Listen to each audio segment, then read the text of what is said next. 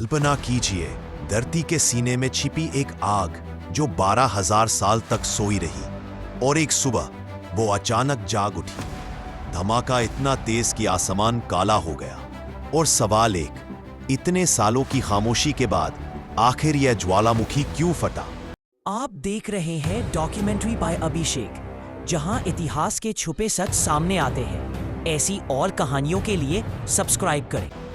Africa के पूर्वोत्तर में अफार नाम की एक वीरान धरती, जहां जमीन हर पल टूटती है और पहाड़ धीरे धीरे बिखरते हैं, यहां स्थित है हाइली गुब्बी नाम का एक ज्वालामुखी। इतिहास में कभी इसका नाम नहीं आया क्योंकि इसे शांत माना जाता था, पर शांत चीजें सबसे खतरनाक होती हैं। 23 नवंबर 2025 सुबह लगभग 8 तारीख अचानक धरती कांप उठी। कुछ ही पलों में पहाड़ की चोटी फट गई और राख का धुआं 14 किलोमीटर ऊपर आसमान में जा पहुंचा। लोगों ने कहा जैसे किसी ने बम फेंक दिया हो।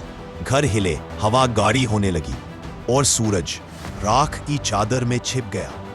अफरा और आसपास के गांव कुछ ही घंटों में राख से ढक गए। कभी हरे भरे चरागाह थे, अब सफेद धूल का मरुस्थल। राख सिर्फ जमीन पर नहीं गिरी, हवा में बहकर हजारों किलोमीटर दूर तक पहुंच गई। उड़ानें रद्द, हवाई रास्ते बदल दिए गए। एक छोटे से पहाड़ का गुस्सा पूरी दुनिया तक पहुंच गया। धीरे धीरे राख का बादल हल्का हुआ, लेकिन जमीन पर छाई परत अब भी भारी थी। हर कदम पर राख का बादल उड़ता, हर सांस में चुभन महसूस होती। गांव के बच्चे मास्क पहनकर खेलते और हर बुजुर्ग एक ही सवाल पूछता, क्या ये पहला विस्फोट था या आने वाले दिनों का संकेत? धरती शांत दिख रही थी, लेकिन भीतर अब भी कुछ चल रहा था, कुछ ऐसा जिसे कोई समझ नहीं पा रहा था। हैली गुब्बी सिर्फ एक पहाड़ नहीं, यह पूर्वी अफ्रीका की उस दरार का हिस्सा है जहां दो महाद्वीप धीरे धीरे अलग हो रहे हैं।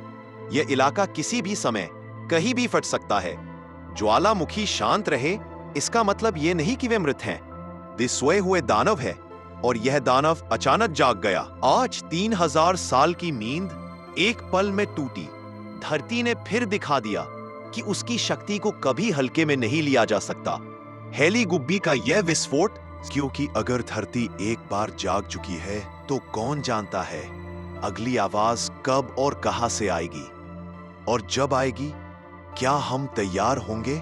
ऐसी अनसुनी और इतिहास की परतें खोलने वाली वीडियो आप तक पहुंचती रहे, इसके लिए चैनल को सब्सक्राइब करें, वीडियो को लाइक करें और अपने विचारों से हमें कमेंट में ज़रूर बताएं।